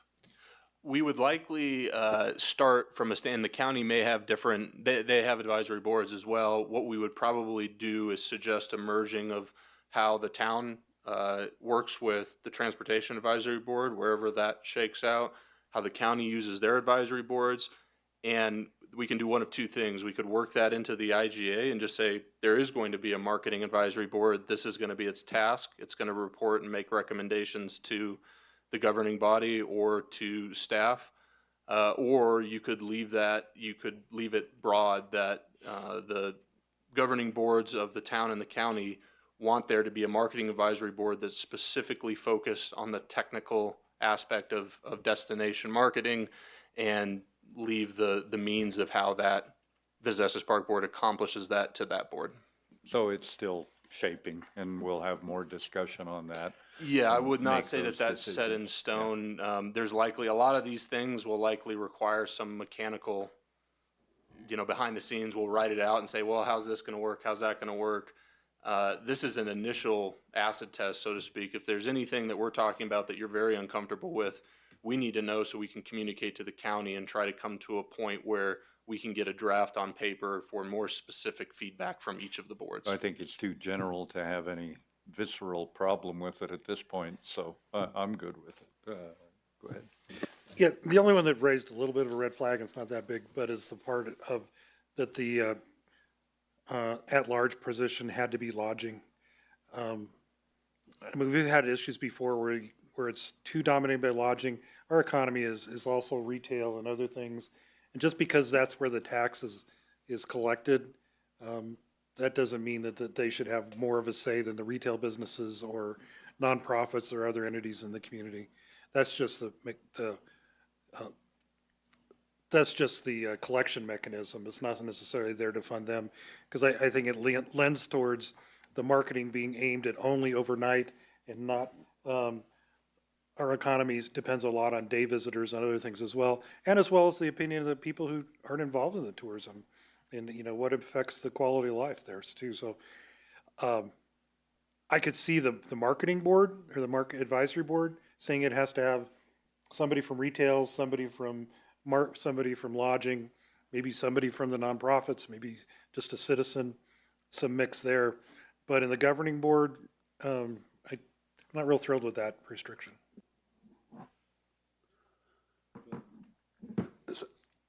So, yeah, I think I agree with Frank that we shouldn't restrict it, but, and the one thing that kind of bothers me is going from 7 to 5, if we can only appoint one at-large member, because let's say we do decide that we just want lodging interests there. We have two very different types of lodging interests. We have the hotels and lodges, and we have the short-term rentals, and they both have a little different perspective on things and how that is dealt with.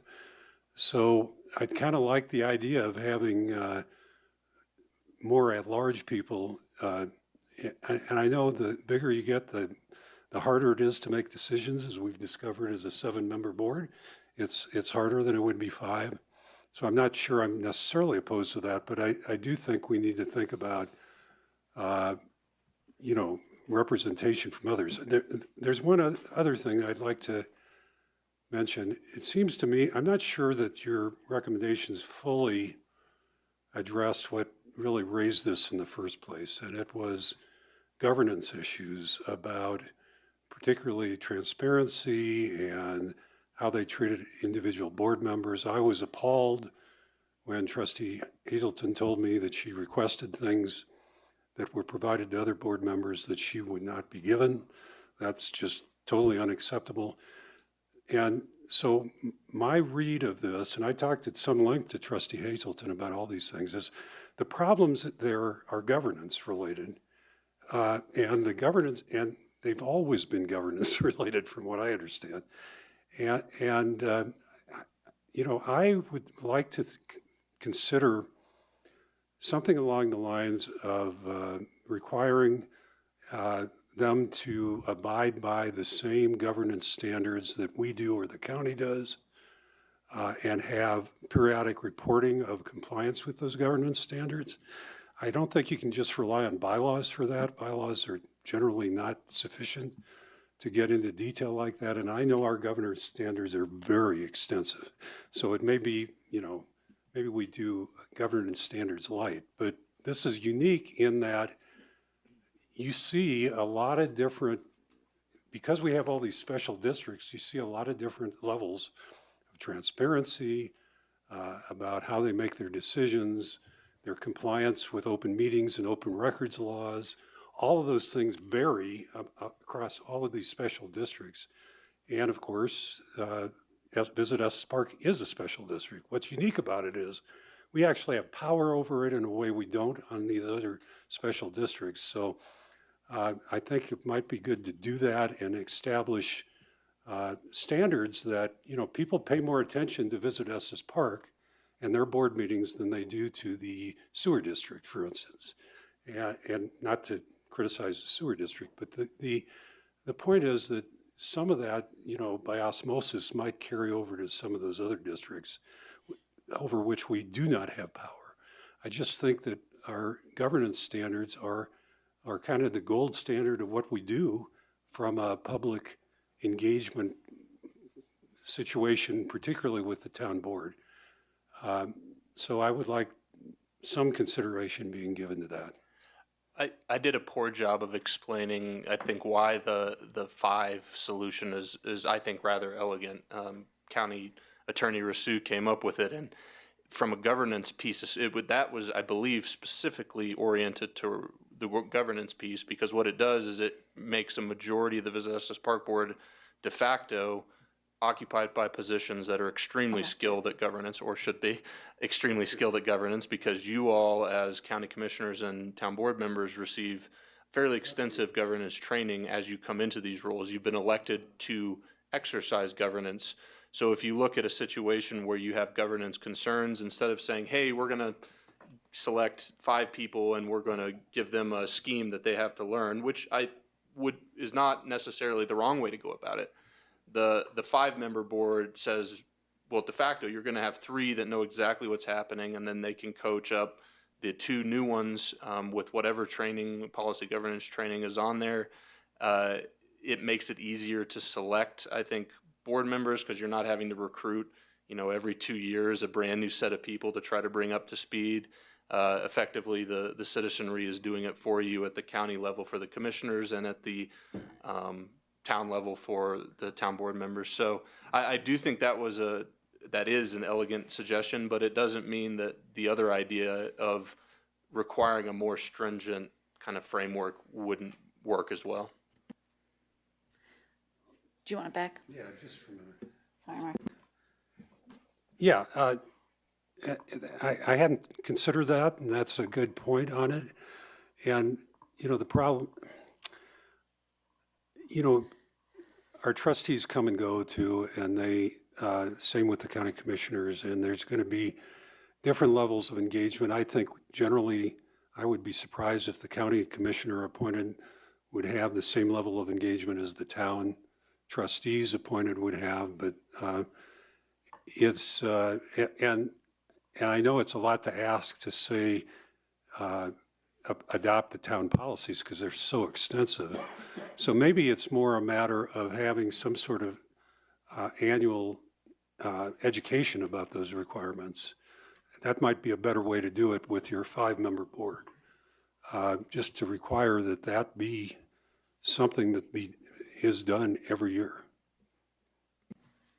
And we'll be shaping this with yet another study session before it ever comes. Anyway, Thanks, Mark, for letting me have the mic. Appreciate it.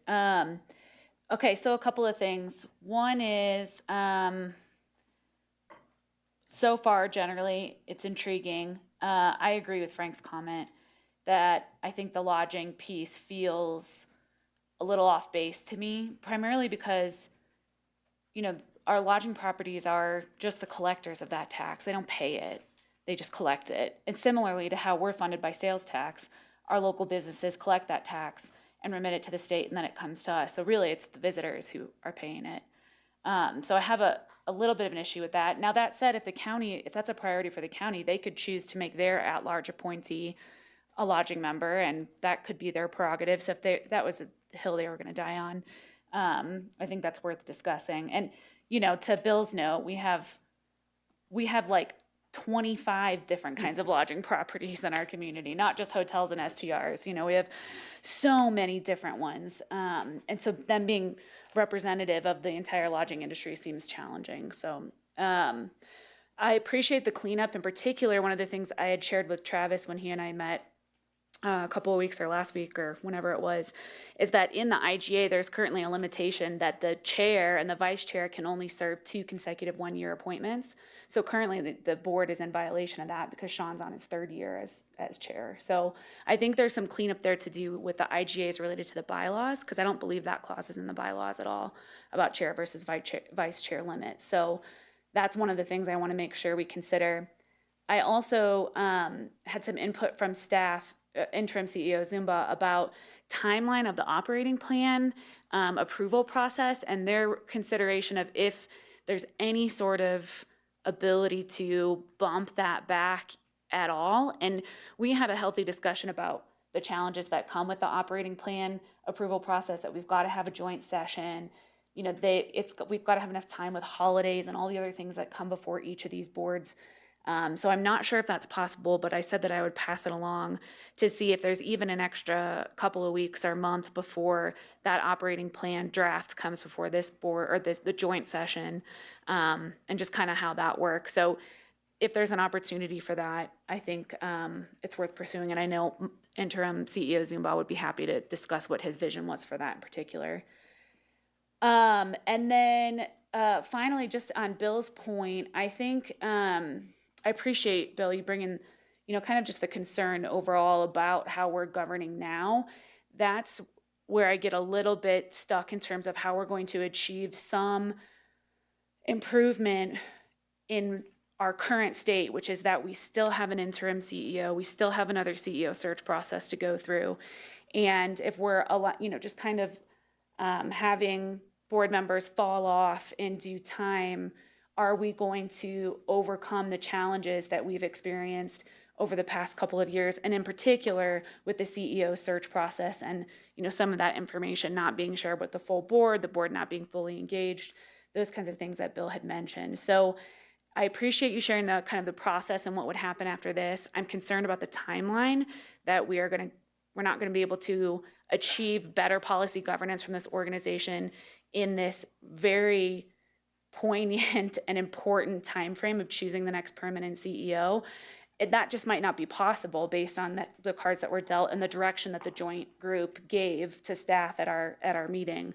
But I want to make sure that this next process we're going through, which is really formative for the organization, that the Visit Estes Park Board, as it currently stands, understands what we need to see as a collective, group, that we need to have that transparency, that we need to have that good governance. And if we don't see that, I'm concerned that, we'll have this IGA to fix things moving forward, but we've already made some really big decisions as the Visit Estes Park Board that, we can't really kind of go back on. So I don't know if I'm articulating that well enough, but that is, yes, got stuck on saying articulating. I was laughing at it too. But I think that is one of my, I'm not sure how to solve that right now, but it's something that I am concerned about. And, I'm hoping the board will have, the Visit Estes Park Board will have heard our concerns and we'll see a shift in how this next CEO search goes or how future board action moves. But I do think that's a consideration as we're talking about the IGA. Is it helping us address some of these huge ticket items that are very, very timely right now? Thanks. We have another. I certainly understand your concerns about the timing and can we afford to wait on that. I did want to mention, Trustee Brown, we're in a good position here because both the county and the town does policy governance, and our rules are modeled after what the county did. Right.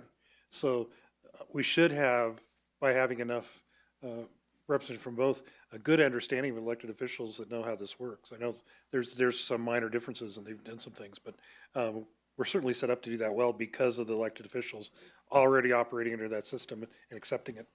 And I think hopefully then the board would bring that to that organization too. Right. Good enough for another study session? Yeah, Mayor, we'll connect with the county manager and county attorney, create a draft for a study session that you can react to in black and white and go from there. Sounds good. Thanks. Good steps forward, a lot of steps yet to go. I agree with Trustee Hazelton and Trustee Lancaster's timing considerations, and I do think that a good awareness and consciousness and making sure that the current board steps properly when steps are needed. In the meantime, now we've got a couple minutes left. We can talk about future study session items. You first, Travis. Mayor, one new item, the future of Estes Park's water system service area population and demands. This is actually going to be a consultant presentation from our economist that's been helping us refine our water demand projections. We'd like to schedule that for July 25th. Yes, July 25th. And then on June 10th, you have a vacation home individual accommodation unit. We'd like to retitle that to the process for classifying vacation home and accommodations business licenses, which is a little easier to understand. Okay, good. That all? That's it. I have one item that's kind of a constituent raised and with the permission of the board, to have it as a study session item in the future. Not critical timing, just related to motorcycles or three-wheeled motorcycles parking on private property. Right now, they get included apparently in the four-wheeled vehicle limitations. So this wouldn't be a change of the four-wheeled vehicle limitations, cars and trucks, but would be an amendment to that particular part of the code that would possibly allow some of the two-wheeled or similar motorized vehicles to be parked on private property. Unless anyone has any complaint about discussing that at a future study session item, ask for that. All right. Anything else? In that case, this study session is adjourned. We will resume at 7.